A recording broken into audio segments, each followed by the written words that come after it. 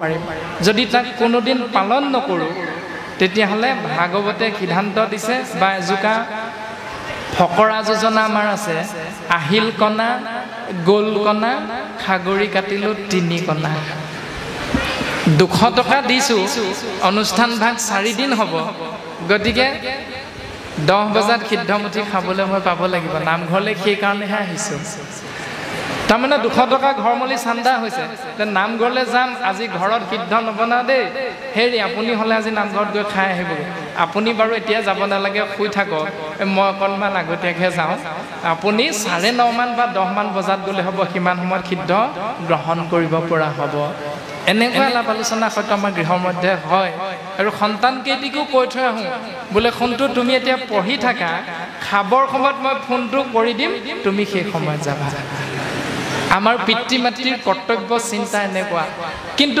ঋষভ প্ৰভুৱে যেতিয়া 100 জন পুত্ৰৰ গৰাকী হৈ পিতৃ হৈ পিতৃৰ কৰ্তব্য পিতৃৰ ধৰ্ম পিতৃৰ কৰ্ম পুত্ৰ পালনত কেনেকৈ হ'ব লাগে কেনেকুৱা হ'ব লাগে খুব সুন্দৰভাৱে 5ম স্কন্ধত প্ৰকাশ কৰি থৈ গৈছে একদিনা পুত্ৰ গণ লয়া ভগৱন্ত ব্ৰহ্মাৱৰ্ত দেখে পাছে প্ৰবেশ ভৈলন্ত এদিনাখন 100 জন পুত্ৰক লগত লৈ পিতৃ ঋষভে ব্ৰহ্মাৱৰ্ত দেশত গৈ প্ৰৱেশ কৰিছে যি ব্ৰহ্মাৱৰ্ত দেশত অতীত বৰ্তমান ভৱিষ্যত সকলো কথা সুন্দৰভাৱে পুংখানুপুংখ ৰূপত কৈ দিব পৰা ত্ৰিকালদৰ্শী ঋষি মুনিসকলৰ অৱস্থান বুলি কোৱা হয় ব্ৰহ্মাৱৰ্ত দেশ আৰু সেই স্থানত গৈ কি কৰিছে প্ৰথম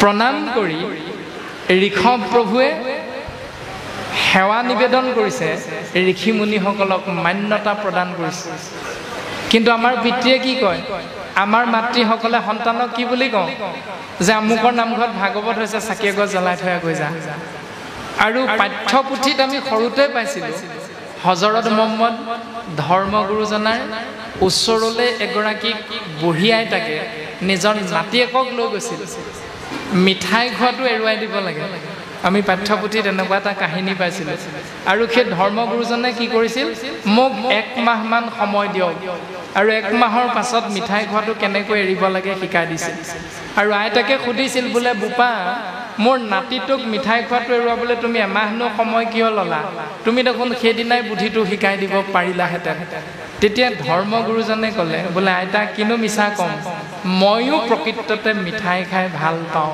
সেইকাৰণে মই নিজে যিটো কৰি ভাল পাওঁ সেইটো আনক নকৰিবলৈ ক'বলৈ মই কেতিয়াও উপদেশ দিব নোৱাৰোঁ কিন্তু আমাৰ সমাজত সেইটোৱে চলিছে আৰু ভাগৱতে কৈছে ভাগৱত ধৰ্মৰ কথা আপুনি আচৰি ধৰ্ম আনকো শিকাই সেই ভাগৱত ধৰ্ম জানানি মিৰাই অৰ্থাৎ পিতৃ হ'লে পুত্ৰক কৈ দিলে নহ'ব ভাগৱতত সেৱা কৰ গৈ যা ক'ব লাগিব কোনটো কালিলৈ নামঘৰত ভাগৱত আছে তুমি মোৰ লগতে ওলাবা আৰু সন্তানক পিতৃয়ে লগত লৈ বা সন্তানে গাড়ী চলাব পাৰে বাবে সন্তানে গাড়ী চলাই পিতৃ লগত বহি যেতিয়া নামঘৰলৈ আহিব তেতিয়া পিতৃয়ে প্ৰথম ভকতৰ অগ্ৰত মূৰ দুৱাই সেৱাটো কৰিব লাগিব আৰু তেতিয়াহে পুত্ৰৰ সেৱাটো কেনেকৈ কৰিব লাগে জানিব যদি কয় সেৱা কৰ গৈ যা এইটো নিয়ম কেতিয়াও ভাগৱত ধৰ্ম নহয় গতিকে আপুনি আচৰি ধৰ্ম আনকো শিকায় প্ৰথম নিজে পালন কৰা তাৰ পাছত আনক শিকাবা আৰু ঋষভ প্ৰভুৱে এইটোৱে পালন কৰিছে পুত্ৰসকলক কৈছে প্ৰথমতে পুত্ৰ হ'ব আলাস এৰিবা শাস্ত্ৰ চয় পঢ়ি হবে তত বিচাৰিবা পুত্ৰসকল প্ৰথমে শাস্ত্ৰ পঢ়িবা কিন্তু পঢ়িলেও ওপৰে নপঢ়িবা তত্ত্ব বিচাৰিবা তাৰ দৰ্শনটো হ'ল ছাত্ৰানাং অধ্যয়নং তপ ছাত্ৰই অধ্যয়ন কৰাটো হ'ল ছাত্ৰ অৱস্থাত ছাত্ৰজনৰ তপস্যা এই দৰ্শন ভাগৱতে দিছে আমাক গতিকে বাহ্যিক আৰু আধ্যাত্মিক প্ৰত্যেকটো দৰ্শন ভাগৱতত খুব সুন্দৰভাৱে প্ৰকাশ হৈ আছে আমি নলওঁ নুশুনো নপঢ়ো এই ভাৱনাটোত থাকোঁতে নচুবি নেপায় নকৰিবি থাকোঁতে আমি অসমীয়া সমাজখন লাহে লাহে ধ্বংসৰ গৰাহত সোমাই গৈ আছোঁ বিজ্ঞানত এটা প্ৰশ্ন আছে গছৰ পাত কিয় সেউজীয়া আমি পঢ়িবলৈ পাইছিলোঁ চতুৰ্থ পঞ্চম শ্ৰেণী মানত যে গছৰ পাত কিয় সেউজীয়া উত্তৰটো যদি ছাত্ৰজনে লিখে বোলে গছৰ পাত সেউজীয়া কাৰণে সেউজীয়া এইটো উত্তৰ হ'বনে কেতিয়াও নহয় কাৰণ বিজ্ঞানত খুব সুন্দৰভাৱে পাঠৰ মাধ্যমেৰে আমাক শিকাইছে যে গছৰ পাতত পত্ৰ হৰিত নামৰ এবিধ কণা থকাৰ বাবে আৰু সেই কণাটোৰ ৰংটো সেউজীয়া হোৱাৰ বাবে গছৰ পাতখিলাৰ ৰংটো সেউজীয়া দেখা যায় এইটো বিজ্ঞানৰ প্ৰশ্নটোৰ উত্তৰ আৰু এইটো তত্ত্বকে যদি নিবিচাৰি বোলে গছৰ পাত সেউজীয়া কাৰণে সেউজীয়া হ'ব এই বুলি কৈ থৈ আহিলে কেতিয়াও সেইটো শুদ্ধ উত্তৰ হ'ব নোৱাৰে ঠিক তেনেকৈ ভাগৱত শুনিলানে শুনিলোঁ ভাগৱত পঢ়িলানে পঢ়িলোঁ এইটো কেতিয়াও তত্ত্ব হ'ব নোৱাৰে ভাগৱত পঢ়ি ভাগৱত শুনি ভাগৱতে কোৱা পদবন্ধৰ উত্তৰ হৃদয়ঙ্গম কৰি অনুধাৱন কৰি তাক গৃহস্থী ধৰ্ম পালনত আমি চেষ্টা কৰিব লাগিব অৰ্থাৎ এই ৰামে জল পুষ্প ফল মূল খাদ্য দ্ৰব্য যত অন্ন আদি কৰি সবে অৰ্পিব কৃষ্ণত তেবে গৃহ ধৰ্মে হিংসা দুখে ন পাৱয় কৃষ্ণে একনিষ্ঠ হোয়া মুকুতি সাধয়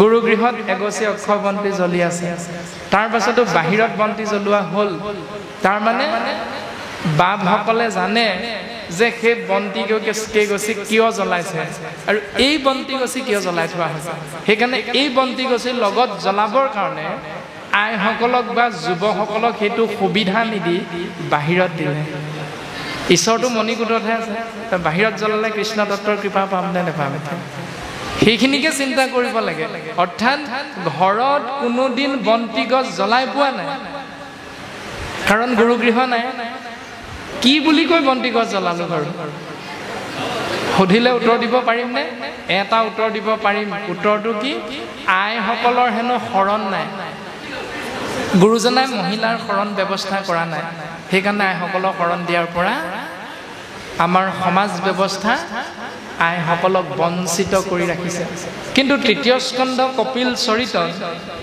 এটি শিশু কেনেকৈ মাতৃগৰ্ভত একলা দুকলাকৈ এদিন দুদিনকৈ ডাঙৰ হয় আৰু এই সংসাৰত আহি সমাজৰ মংগলৰ বাবে সেই দেৱ শিশু এটি পূৰ্ণাংগ ৰূপত জীৱ হিচাপে প্ৰকাশমান হয় তাৰ মূল দৰ্শনটো মাতৃগৰাকীৰ ওপৰত নিৰ্ভৰ কৰে আৰু প্ৰমাণ হিচাপে কায়াধুৱে অৰ্থাৎ হিৰণ্যকশিপুৰৰ পত্নী কায়াধুৱে দেৱৰ্ষি নাৰদৰ আশ্ৰয়ত থাকি ৰাম নাম কৃষ্ণ নাম আশ্ৰয় কৰিব পৰাৰ কাৰণে গৰ্ভস্থ শিশু প্ৰহ্লাদে মাতৃগৰ্ভতে ৰাম নাম পাইছিল কৃষ্ণ নাম পাইছিল আৰু সেইকাৰণে প্ৰহ্লাদ পৰম বৈষ্ণৱ হিচাপে সংসাৰত আপুনি আমি আজিও তেৰাৰ নাম লৈ থাকোঁ তেৰাৰ আদৰ্শ আমি আশ্ৰয় কৰি থাকোঁ ৰজাৰ শৰণ নাই বুলি কৈছে গুৰুৱে এনেকুৱা নিয়মো প্ৰচলন আছে কিন্তু ভাগৱতে কৈছে প্ৰহ্লাদ কিন্তু ৰজা আছিল দৰ্শনবিলাক আমি অকণমান সূক্ষ্মভাৱে চাব লাগিব যে দৰ্শনটো আছে ক'ত আৰু আমি ভাবি আছোঁ ক'ত আৰু আমি বুজি আছোঁ ক'ত আমাৰ শৰীৰটোত ৭২,০০০ নাৰী আছে আৰু এই ৭২,০০০ নাৰীৰ ভিতৰত ৪ডাল নাৰীক বিশেষভাৱে প্ৰাধান্যতা দিয়া হৈছে তাৰে ৩ডাল হ'ল ইংগলা পিংগলা আৰু সুষুম্না আৰু এই সুষুম্না নামৰ নাৰীডাল বিজ্ঞানসন্মত ডাক্তৰে এই কথাটো জানে যে আমাৰ যিডাল ৰাজহাড় বা মেৰুদণ্ড বুলি কোৱা হয় সেই মেৰুদণ্ডডালিৰ মাজত সুষুম্না নাৰীডাল প্ৰকাশমান হৈ আছে যিডাল নাৰীত ভগৱন্ত বস্তু ছেকেণ্ডত 1000 বাৰ অহা যোৱা কৰি থাকে কাৰণেই ৰাতি 11 মান বজাত যেতিয়া আমি গৈ বিচনাত পৰিম, চকুকেইটাক জিৰণি দিম, হাত দুখনক জিৰণি দিম, চৰণ যুগলক জিৰণি দিম, দেহাটোক জিৰণি দিম। কিন্তু সেই ভগৱন্ত বস্তুৱে সেই সুষুম্না নাড়ীডালৰ মাজত থাকি যদি এক মুহূৰ্তৰ বাবে ভাবি দিয়ে বোলে চকু তই জিৰণি ললি, হাত তই জিৰণি ললি, ভৰি তই জিৰণি ললি, ময়ো 1 মিনিট জিৰণি লৈ লওঁ, এই বুলি যদি ভগৱন্তই জিৰণি লৈ দিয়ে, তেতিয়াহ'লে আপোনাক মোক বগা কাপোৰ দি চোতাললৈ উলিয়াবলৈ খলি ধলি লাগি যাব। সেয়াই হ'ল ভগৱন্ত বস্তু। তেওঁ কোনোদিন জিৰণি নলয়। আমি শৰীৰৰ মাজত ভগৱন্ত বস্তু পৰমাত্মা প্ৰকাশমান হৈ থাকি সমস্ত জীৱকে কৃপা কৰি আছে, মাত্ৰ আমি কথাটো ভাবিবলৈ টান পাওঁ। আৰু 4 নম্বৰডাল নাৰী হ'ল আমাৰ যিটো নাৰী বুলি কয়, এই নাৰীটোৰ লগত গৰ্ভস্থ সন্তানটোৰ নাৰীটোৰ লগত সেই নাৰীডাল যোগ হৈ থাকে, তাৰ নাম হ'ল আপ্যায়নী নাৰী। যিডাল নাৰীৰ লগত আপোনাৰ আইসকলৰ চিনাকি আছে, অপাৰেশ্যন কৰোঁতে ডাক্তৰে যেতিয়া কাটি দিয়ে কেঁচি এখন লৈ সন্তানটোক পৃথক কৰে মাতৃৰ পৰা, কৰেনে বাৰু? নাৰীডাল যে কাটি দিয়ে, সেই নাৰীডালৰ নাম হ'ল আপ্যায়নী নাৰী। আৰু সেই নাৰীডালৰ জৰিয়তে গৰ্ভস্থ সন্তানটোৱে মাতৃয়ে যিখিনি খাব, সেইখিনি 5 নম্বৰ মাহটোত ক্ষুধা আৰু তৃষ্ণা জাগৃত হয় বাবে গৰ্ভস্থ সন্তানটোৱে 5 মাহৰ পৰা খাব পৰা হয়। আৰু সেইকাৰণেহে আমাৰ সমাজত মাতৃসকলে পঞ্চ অমৃত খোৱাৰ এটা ব্যৱস্থা আছে। আছেনে? ভাগৱতে কৈছে, আকৌ আমি নাই খোৱা। যদি 5 মাহত পঞ্চমৃত খাব লাগে, এইটো ভাগৱতৰ সিদ্ধান্ত, তেতিয়াহ'লে আইসকলৰ শৰণ নল'লে সেই ব্যৱস্থাটো কেনেকৈ পালন কৰিব? কেতিয়াও পালন কৰিব নোৱাৰে। আকৌ তাৰ দ্বিতীয় ব্যৱস্থাটো হ'ল পঞ্চমৃত খাবলৈ ক'লৈ যায় আপোনালোক? আমি আকৌ নাই খোৱা, আইসকলেহে খাইছে। এতিয়া ক'লৈ যায় পঞ্চমৃত খাবলৈ? মাকৰ ঘৰলৈ যায়। এইটো কিন্তু লিখা নাই ভাগৱত। অৰ্থাৎ মাতৃগৃহলৈ পঞ্চমৃত খাবলৈ যায়। দিনত খায় নে ৰাতি খায়? দিনত। ৰাতি কি খায়? সেইদিনা ৰাতি কি খায়? নকয় নে ক'ব? ৰাতি কি খায়? 99% বা পায় মাছ মাংস খায় ৰাতি। খায়নে? 3য় স্কন্ধত লিখা আছে, জ্বলা টেঙা লোন মাতৃয়ে খাই যত যত। সেই সময়খিনিত প্ৰায় টেঙা খাবলৈ মন যায়, জ্বলা খাবলৈ মন যায়, মাছ মাংস খাবলৈ মন যায়। আৰু এইবিলাক মাতৃগৰাকীয়ে খোৱাৰ বাবে আৰু এইবিলাক খাওঁ বুলি কওঁতে স্বামীজনে যোগাৰ কৰি দিয়াৰ বাবে গৰ্ভস্থ সন্তানটো গৰ্ভত ঘনে ঘনে মূৰ্ছা যায়। আৰু তাৰ বাবে গৰ্ভস্থ সন্তানে গৰ্ভত প্ৰতিজ্ঞা কৰে, সেই মা, সেই দেউতা যি আহাৰ গ্ৰহণ কৰোৱাই আমাক গৰ্ভত দুখ কষ্ট দিছা, চাবা তোমালোকে পৃথিৱীলৈ গৈ একে জ্বলা টেঙাকে তোমালোককো খুৱাম। 3য় স্কন্ধত লিখা আছে। গতিকে নচুবি নাপায় কাৰণে আমাৰ সমাজ লাহে লাহে ধ্বংসৰ দিশলৈ গৈ আছে। গতিকে 1াদশ স্কন্ধত সিদ্ধান্ত দিছে, স্ত্ৰী শূদ্ৰে কৰৈ যদি আমাত ভকতি, তাহাংক কহিবা ইটো জ্ঞান মহামতি। সেউধৱ, স্ত্ৰী শূদ্ৰসকলে যদি আমাক ভক্তি কৰিব বিচাৰে, তেতিয়াহ'লে তেওঁলোকক তুমি শৰণ ভজন প্ৰক্ৰিয়াৰ সেই জ্ঞান তুমি প্ৰদান কৰিবা। কিন্তু মনত ৰাখিবা, দাম্ভিক সঠত জনত নকৈ বাহা ইটো তত্ত্ব, সদা উপদেশ দিবা বৈষ্ণৱ জনত।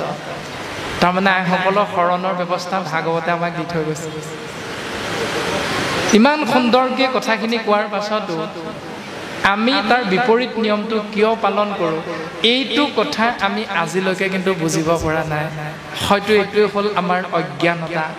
গতিকে সবাৰো শ্ৰীচৰণত আমি ভক্তি সহভাগী নিবেদন কৰা হৈছে। ভাগৱতে আমাক সিদ্ধান্ত দিছে, এৰা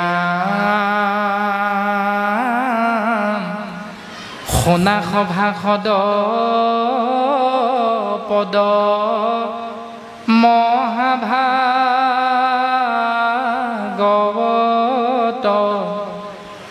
পুৰাণৰ সূৰ্য শাস্ত্ৰ শুনিও মহত্ব। মহাভাগৱত শুনা পদে কি কৈছে? মহান তত্ত্বটোৰ বিষয়ে। কেনেকৈ শুনিম, কিয় শুনিম, কেতিয়া শুনিম, শুনিলে কি লাভ হ'ব? নুশুনো যা। ৰন্তু শইকীয়া, অমূল্য বাপজনা, প্ৰাণজিৎ, তহঁতি যি ক কৈ থাক, এটাও পালন নকৰোঁ তহঁতৰ কথা। ভাগৱতে যি কৈ থাকক, আমি শুনিব লাগে, শুনিলোঁ, পালন কৰোঁ নকৰোঁ এইটো আমাৰহে কথা। এই বুলিও যদি ভাবে কোনো কথা নাই। ভাগৱতে আমাক প্ৰত্যেকটো ভাৱনাৰূপী প্ৰশ্নৰ উত্তৰ প্ৰদান কৰিছে। উত্তৰ কি দিলে? কেনেকৈ শুনিম, কেনেকৈ শুনিম? প্ৰথম প্ৰশ্ন, ভাগৱত কথা, কৃষ্ণ কথা কেনেকৈ শুনিম? একেবাৰে চিল মোহৰ মাৰি দিছে, কেনেকৈ শুনিম? এই ৰাম শুয়া হ'ব লাগিব এক শৰণ, যিজনে শুনৈ আক। আক মানে এই কথাখিনি, মানে ভাগৱত কথা, কৃষ্ণ কথা। পাৱৈ পৰম পদ সুখে, নিস্তৰৈ মায়াক। এক শৰণীয়া হৈ শুনা, পৰম পদ পাবা, আত্যন্তিক সুখ পাবা, মায়াৰ পৰা পৰিত্ৰাণ পাবা। আৰু এই তিনিটাই আমাৰ প্ৰত্যেকৰে কামনা। সেইকাৰণে চাকি জ্বলাইছোঁ, ধূপ জ্বলাইছোঁ, গুৱা পাণ অৰিহণা আগবঢ়াইছোঁ। 500 টকা, 100 টকা, 10 টকা, 20 টকা আমি আগবঢ়াই দিছোঁ ভকতৰ বাবে। উদ্দেশ্য সেইটোৱে যে আত্যন্তিক সুখ লাগে আমাক। হে প্ৰভু, তুমি মোক্ষ প্ৰাপ্তি দিয়া, পৰম পদ দিয়া। হে প্ৰভু, মায়াৰ পৰা পৰিত্ৰাণ কৰাই দিয়া। এতিয়া তিনিটা মহান বস্তু আমি যেতিয়া ঈশ্বৰৰ ওচৰত অৰ্পণ কৰিম, তেতিয়া আমি লাভ কৰিম তেতিয়াহে, যেতিয়া ভাগৱতৰ কথাখিনি এক শৰণীয়া হৈ শুনিম। যদি দ্বিশৰণীয়া হৈছোঁ, ত্ৰিশৰণীয়া হৈছোঁ, বহু শৰণীয়া হৈ আছোঁ, তেতিয়াহ'লে ইয়াৰ পৰা বিশেষ এটা লাভ হ'ব বুলি ভাগৱতে আমাক উত্তৰ নাই দিয়া। অৰ্থাৎ বচনে কেৱল মাত্ৰ হৰিত শৰণ লয়। মুখে কৃষ্ণ কৃষ্ণ, ৰাম ৰাম, হৰি হৰি, বিষ্ণু বিষ্ণু বুলিয়ে কওঁ, কাৰণ এই নাম জগত প্ৰসিদ্ধ নাম। এই নাম আশ্ৰয় কৰোঁ আমি। কিন্তু চিতে আন দেৱক ভজয়, জানিবাহা কদাচিতো সিদ্ধি সিটো নল ভয়। হৰিতাৰ সন্তোষ নোহয়। কৃষ্ণদেৱ তেওঁৰ কাৰণে সন্তুষ্ট নহয়, যিজনে মুখেৰে কৃষ্ণ বুলি কৈছে। কৃষ্ণ কন ভজি যিটো আন দেৱ ভজৈ, ৰাক্ষস অসুৰ শিশি একোৱে নুবুজো। আন দেৱৰে কৰৈ কেশৱ কসম, জানিবাহা শিশিজন পাতকী পৰম। আপোনালোকৰ ইয়াত ভাওনা হয়নে? ভাওনাৰ আগত গায়ন বায়ন হয়নে? গায়ন বায়নৰ গায়নজনে আঁৰ কাপোৰৰ সিটো পাৰে কি বুলি গায় বাৰু? কিবা ভাগ শ্লোক নেগায়নে? জৈসাং শ্ৰীমদে যশোদা সুত পদ কমলে, নাস্তি ভক্তি নৰানম। অৰ্থাৎ সেই মনুষ্যসকল তোমালোকে শুনা, কোনসকল? যিসকলৰ যশোদাৰ পুত্ৰ কৃষ্ণৰ চৰণত মতিটো নাই, তেওঁলোকে শুনা। ভাওনাটোৰ জৰিয়তে সেইখিনি দৰ্শন দিয়ে। আৰু সেই ভাগী ভাওনাকে, এই ভাগৱতকে, কৃষ্ণ তত্ত্ব বাংময় মূৰ্তিক যদি আমি কৃষ্ণ কৃষ্ণ বুলি ঠিকেই কৈ আছোঁ, কিন্তু কৈ আন দেৱতাৰ পূজাৰ মণ্ডপত গৈ যদি সেই বিষয়বস্তুটো উপস্থাপন কৰোঁ, পৰিৱেশন কৰোঁ, তেতিয়াহ'লে তেওঁতকৈ পাপী দ্বিতীয়জন নাই বুলি ভাগৱতে ককৰ্থনা কৰিছে। সেইকাৰণে বচনে কেৱল মাত্ৰ হৰি ধৰণ লয় মুখেৰে কৃষ্ণ বুলি কৈছো ঠিকে আছে কিন্তু চিত্তে আন দেৱক ভজয় জানি বাহা কদাচিতো সিদ্ধি হিতু নলভ হয় হৰি তাৰ সন্তোষ নহয় সমাজ বিশেষে নামাচাৰ্যই যেতিয়া নাম পৰিবেশন কৰে নামৰ অন্তত প্ৰত্যেকজন নামাচাৰ্য উপদেশ দিয়ে উপদেশ ভাগী আপোনালোকে কালিলৈ পৰা অকণমান মন কৰিবচোন উপদেশ ভাগীত কি বুলি কয় কৃষ্ণৰ চৰিত্ৰ পৰম অমৃত আত পৰে নাহিয়ান কৃষ্ণৰ চৰিত্ৰ হ'ল পৰম অমৃত আত পৰে আন নাই সেই আনবিলাক কি কি কোটি কোটি তীৰ্থ তপজ পযজ্ঞ সবেও নুহি সমান এটাও নামৰ সমান হ'ব নোৱাৰে কৃষ্ণ গুণ নাম ধৰ্ম অনুপাম আকসাৰ কৰি ধৰা আন দেৱ ধৰ্ম দূৰতে তেজিয়া কৃষ্ণত ভকতি কৰা যদি সেইজন নামাচাৰ্যই সেই বুলি উপদেশ দি বোলে গোপাল গোবিন্দ যদু নন্দন কৃষ্ণৰ চৰণে লৈলো শৰণ সৰস্বতী পূজাত যদি নামভাগ ডাকি দিয়ে তেতিয়াহ'লে তেওঁতকৈ দ্বিতীয়জন পাপী এই সংসাৰত নাই বুলি ভাগৱতে গালি পাৰি আছে আন দেৱ ধৰ্ম দূৰতে তেজিয়া তাৰমানে যাৰ ওচৰত নামখাৰ গাইছে তেওঁ হ'ল সৰস্বতী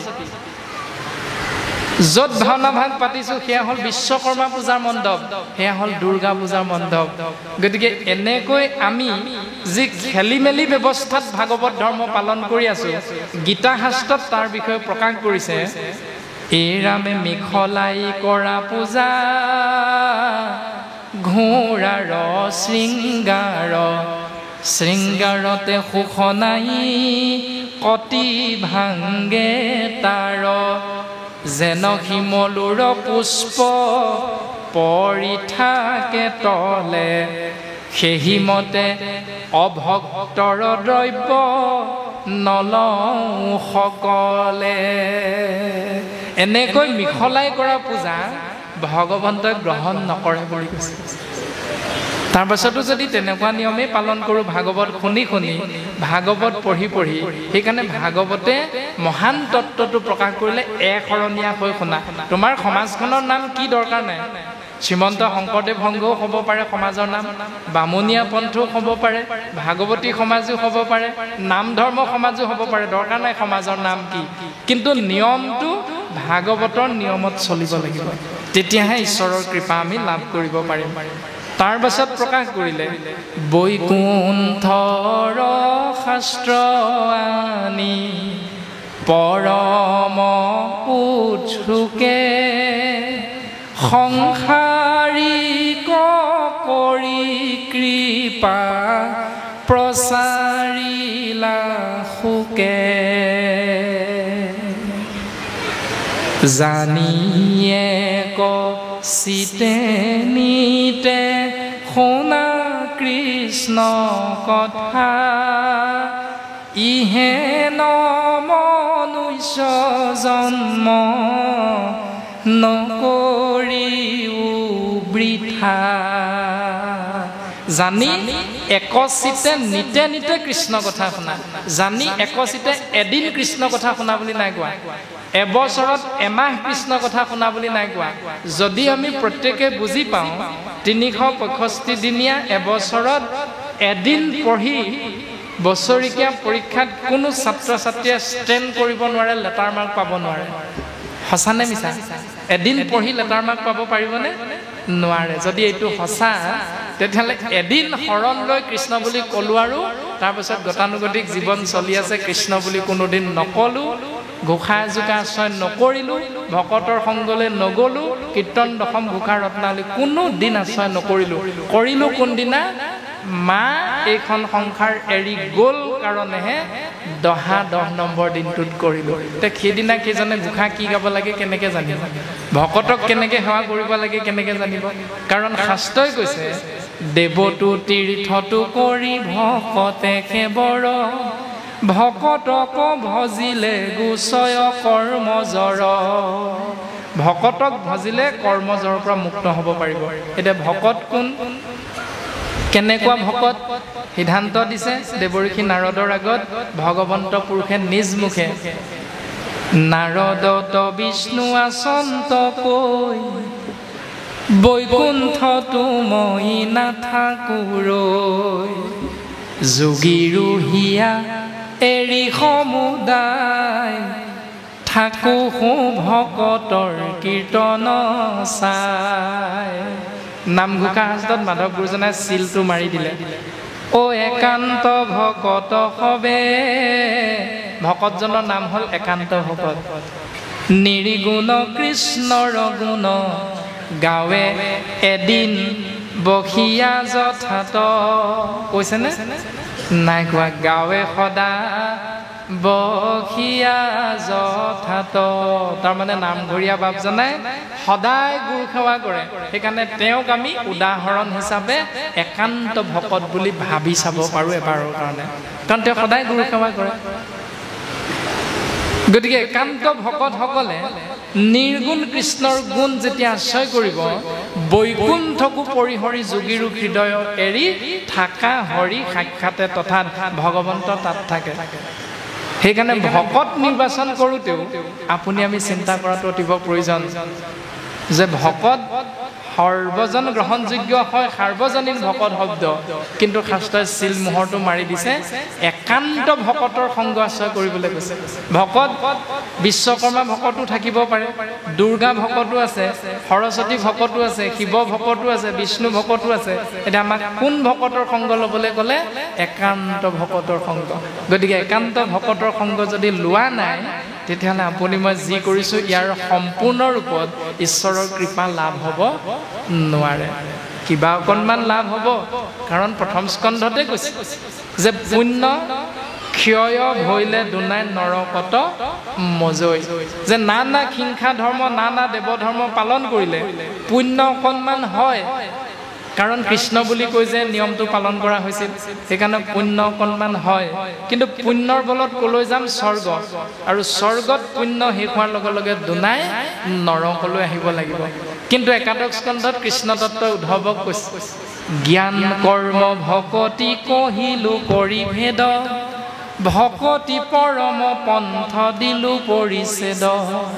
জ্ঞান মাৰ্গ, কৰ্ম মাৰ্গ আৰু ভক্তি মাৰ্গৰ ভিতৰত শ্ৰেষ্ঠ হ'ল ভক্তি পৰম পথ দিলো পৰিছে। তোমাক আমি ভক্তি পথটো চিনাকি কৰি দিছোঁ। ভক্তি কৰিলে জীৱই পোনে পোনে বৈকুণ্ঠ, কিন্তু কৰ্ম মাৰ্গ আৰু জ্ঞান মাৰ্গত পাপ আৰু পুণ্য দুটা যোগ হয়। পাপৰ বলত নৰক, পুণ্যৰ বলত স্বৰ্গ।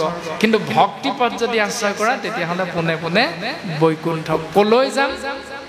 চিন্তা প্ৰত্যেকৰে নিজৰ নিজৰ। পৰীক্ষিতৰ আগত শুকগুৰুৱে সিদ্ধান্ত দিছে, হেন জানি, এই দ্বিতীয় স্কন্ধৰে প্ৰথম পদত মংগলাচনৰ পাছতে পদবন্ধে কৈ আহিছিল, এই ৰামে হেন জানি যাৰ আছে মুখ সৰ্বথা, পৰীক্ষিত তেবে শুনিও ক কৃষ্ণ কথা।